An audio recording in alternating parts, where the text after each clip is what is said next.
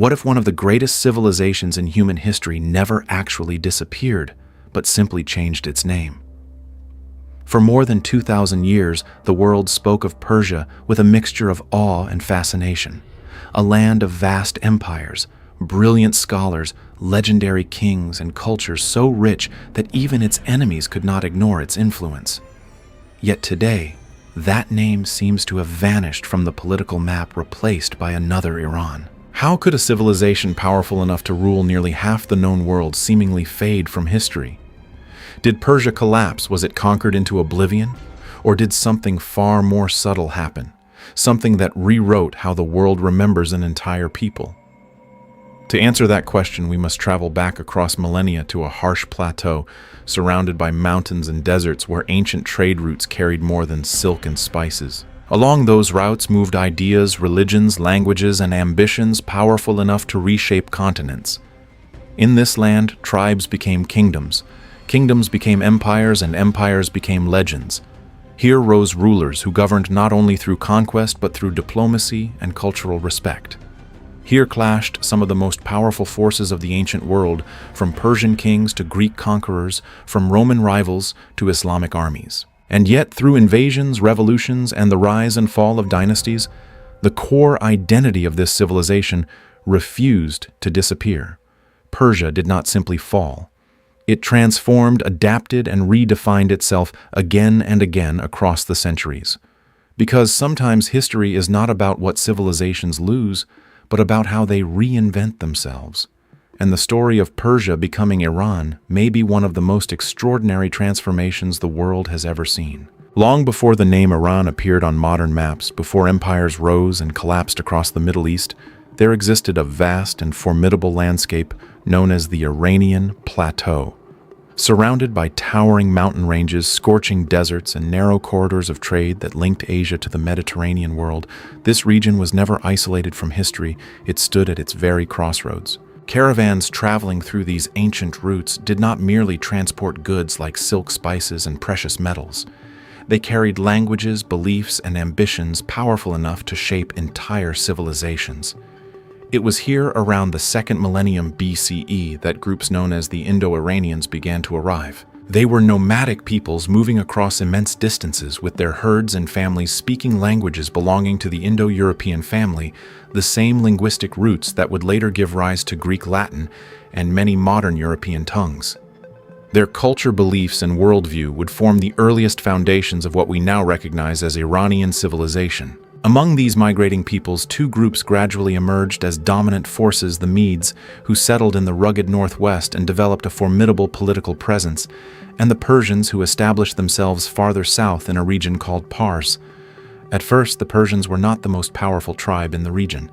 Their land was fertile and strategically located, but they lived in the shadow of stronger neighbors. The word Persia at that time referred only to this modest province, not to a grand empire or a civilization known across continents.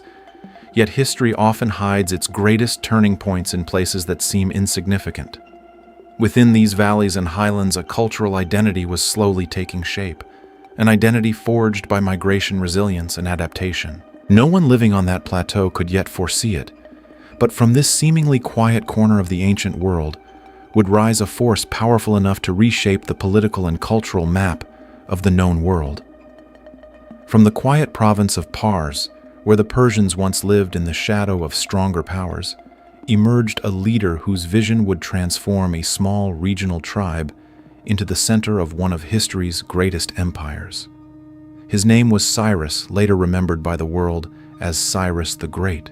Unlike many rulers of the ancient world, Cyrus did not simply rely on brute force. He possessed something far more dangerous to his enemies: an understanding of how power could unite rather than merely dominate. When he rose to challenge the Medes, the dominant force of the Iranian plateau, few could have imagined the scale of what was about to unfold. Cyrus defeated them, but instead of destroying their structures, he absorbed them, turning former rivals into pillars of a new political order. With that decisive moment, the foundations of the Achaemenid Empire were laid. What followed was nothing short of extraordinary. Cyrus launched a series of campaigns that expanded Persian power far beyond the plateau. Kingdom after kingdom fell under his influence, yet his rule differed sharply from that of traditional conquerors. Rather than erasing the cultures he defeated, he preserved them. Temples were restored, local customs respected, and subject peoples were allowed to maintain their identities within the broader imperial framework. This approach created something revolutionary for its time, an empire sustained not only by fear, but by loyalty. One of the most famous examples came after Cyrus conquered Babylon in 539 BCE. Instead of ruling as a tyrant, he presented himself as a liberator, allowing exiled communities such as the Jews to return to their homeland and rebuild their sacred temple. Under Cyrus and his successors, especially Darius I Persia, expanded into a colossal political machine stretching from the Indus River to the Mediterranean, from Egypt to the mountains of Central Asia. Vast roads connected distant provinces, royal messengers carried information across thousands of kilometers, and an advanced administrative system governed the diverse populations of the empire. In less than a century, Persia had become the largest and most sophisticated empire the ancient world had ever seen, a superpower whose influence would echo across history for millennia. By the late 4th century BCE, the immense power of the Persian Empire appeared almost unshakable. For generations, it had dominated the political landscape of the ancient world, stretching across continents with a scale and organization that few could challenge. Yet history has often turned on moments when confidence meets ambition. In 334 BCE, a young Macedonian king crossed the narrow waters of the Hellespont with an army far smaller than the forces of Persia. His name was Alexander, a commander not yet 30 years old, driven by a vision that reached far beyond simple conquest.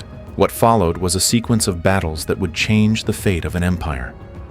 At Granicus, the Persian defenses were broken. At Issus, Alexander defeated the army of King Darius III, shattering the illusion of Persian invincibility. And finally, on the plains of Gaugamela, the decisive confrontation arrived. There, the disciplined Macedonian forces crushed the vast Persian army, bringing the mighty Achaemenid Empire to its knees. But the true surprise of Alexander's campaign emerged only after victory had been secured. Rather than destroying Persia, Alexander began to embrace it. He studied its administration, ruled from its royal cities, and adopted elements of Persian court culture. He married Persian nobility, wore Eastern garments, and performed rituals that signaled continuity with the fallen empire. To many of his Greek companions, these choices felt like betrayal. They had marched east, believing they were liberating the Greek world from Persian influence, only to see their leader increasingly drawn into the very civilization they had defeated. Yet Alexander understood something deeper about power. Governing a vast and diverse empire required more than military triumph. It required legitimacy in the eyes of those who were ruled. His ambition was to create a new political order where Greek and Persian traditions would merge into a single imperial identity. But fate intervened before this vision could fully take shape. In 323 BCE, Alexander died suddenly at the age of 32, leaving behind an empire without a clear successor. His generals divided the territories among themselves, and the great imperial structure fractured almost overnight. Yet while Alexander's empire collapsed, the deeper cultural and political legacy of Persia endured, waiting for new dynasties to awaken it once again. When Alexander died in 323 BCE, the empire he had built unraveled with astonishing speed, as if a powerful storm had suddenly vanished and left only scattered debris behind. His generals, known to history as the Diadochi, divided the vast territories among themselves, each claiming a fragment of the conqueror's dream. The Persian heartland fell under the rule of the Seleucid dynasty, heirs to Alexander's eastern ambitions. For a time, Greek influence dominated the political structure of the region, introducing new cities' language and cultural traditions. Yet beneath this layer of Hellenistic rule, something deeper continued to endure. Persia was not merely a territory that could be conquered and administered. It was a civilization with roots that stretched back centuries, a cultural memory that refused to fade. Gradually, that memory began to reassert itself. From the eastern frontiers emerged the Parthians, a formidable people who challenged Seleucid authority and reclaimed much of the ancient Persian domain. Their rule restored political autonomy to the region and rekindled the sense that Persia was once again shaping its own destiny. But it was the rise of the Sassanid dynasty in the 3rd century CE that truly ignited a revival of Persian imperial identity. The Sassanids presented themselves not as new rulers, but as rightful heirs to the legacy of the ancient Achaemenid kings. They revived royal symbolism, strengthened centralized authority, and restored Zoroastrianism, the ancient faith centered on the god Ahura Mazda as the official religion of the state. Under their leadership, Persia once again emerged as a formidable empire whose influence stretched across the Middle East. For centuries, the Sassanids stood as one of the greatest rivals of the Roman Empire, engaging in fierce military and political struggles that shaped the balance of power in the ancient world. Yet even as Persia regained strength and prestige, new forces were gathering beyond its borders, forces that would soon bring a transformation unlike any the region had ever experienced. In the 7th century, a new force emerged from the deserts of the Arabian Peninsula, one that would rapidly alter the political and spiritual landscape of the Middle East. United by the message of Islam, Arab armies expanded beyond the sands of Arabia with astonishing speed and determination. Within a few decades, they confronted one of the greatest powers of the time, the Sassanid Empire. After centuries of dominance, the Persian state found itself weakened by internal struggles and prolonged wars with Rome. When the decisive battles came, the outcome was dramatic. The Sassanid armies were defeated, their imperial structure collapsed, and the vast territories of Persia came under the authority of the rising Islamic Caliphate. At first glance, it seemed as if an entire civilization had been swept away by the tide of history. The ancient Zoroastrian temples gradually lost their central place, and Islam began to spread across the region. The language of administration and religious scholarship increasingly became Arabic, and the political order of the region was reshaped under new rulers. Yet beneath these sweeping transformations, the deeper soul of Persian culture did not vanish. Instead, it adapted with remarkable resilience. Persian scholars, poets, physicians, and philosophers soon became some of the most influential minds within the broader Islamic world. Their language absorbed Arabic vocabulary while preserving its own literary elegance, giving birth to a new flourishing of Persian literature and intellectual life. Rather than disappearing, Persian culture helped shape the very civilization that had conquered it. In cities across the region, from great centers of learning to royal courts, Persian traditions of art, science, and administration quietly endured. Over time, a distinctive identity began to take form, an identity that embraced Islam, yet retained a cultural memory older than the new empire itself. Persia had changed, but it had not been erased.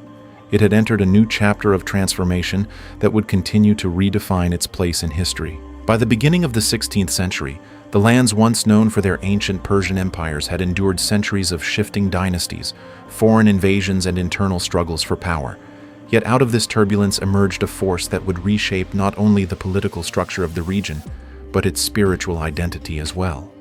This force was the Safavid dynasty. Rising from the Persian heartland, the Safavids were determined to restore unity to a fragmented land, but their ambitions reached far beyond territorial control. They sought to define the very character of the state itself. Their most consequential decision was bold and transformative. They declared Twelver Shi'ism the official religion of the realm. At the time, the overwhelming majority of the Islamic world followed Sunni Islam, making the Safavid choice both politically daring and historically significant. Through reforms, institutions, and sometimes forceful measures, Shi'ism gradually became embedded within the social and political fabric of the region. This religious transformation would permanently distinguish the emerging Iranian state from many of its neighbors. Yet the Safavid era was not defined by religion alone. It was also a remarkable period of cultural renewal. Persian art, architecture, literature, and philosophy flourished with renewed energy. Magnificent cities such as Isfahan became symbols of beauty and intellectual vitality, where grand mosques, intricate tilework, and thriving markets reflected the confidence of a civilization rediscovering its voice. Within this cultural revival, an ancient name began to gain new resonance. Iran derived from the old term Aryanum, meaning the land of the Aryans.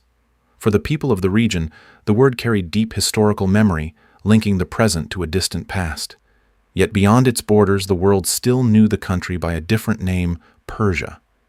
Two identities existed side by side, waiting for history to decide which would ultimately define the nation. For centuries, the outside world knew this ancient land by the name Persia, a word that evoked images of vast empires, intricate carpets, timeless poetry, and rulers whose influence once stretched across continents. The name carried with it the echoes of Cyrus Darius and the magnificent courts of antiquity, shaping how generations imagined the civilization that had once dominated the ancient world. Yet, in the 20th century, a quiet but powerful shift would take place, one not driven by conquest or revolution, but by a single political decision. In 1935, the monarch Reza Shah Pahlavi determined to modernize his country and redefine its image before the international community issued a request to governments around the world. From that moment forward, foreign nations were asked to use the country's indigenous name, Iran. The change was more than symbolic. It represented an effort to move beyond the exoticized image of Persia that had long existed in Western imagination, and instead present the nation as a modern, sovereign state rooted in its own historical identity. Yet the decision stirred debate among intellectuals and citizens alike. For many, the word Persia carried the weight of thousands of years of cultural glory, a reminder of a civilization that had shaped art, philosophy, and governance across the ancient world. Still, the name Iran remained appearing in diplomacy treaties and global discourse. After the 1979 revolution, when the Islamic Republic was established, global perceptions shifted once again. Today, the two names Persia and Iran continue to represent different lenses through which the same enduring civilization is remembered. History often teaches us that civilizations do not vanish the way we imagine. They rarely disappear overnight. More often, they transform, adapt, and survive beneath new names, new beliefs, and new political systems.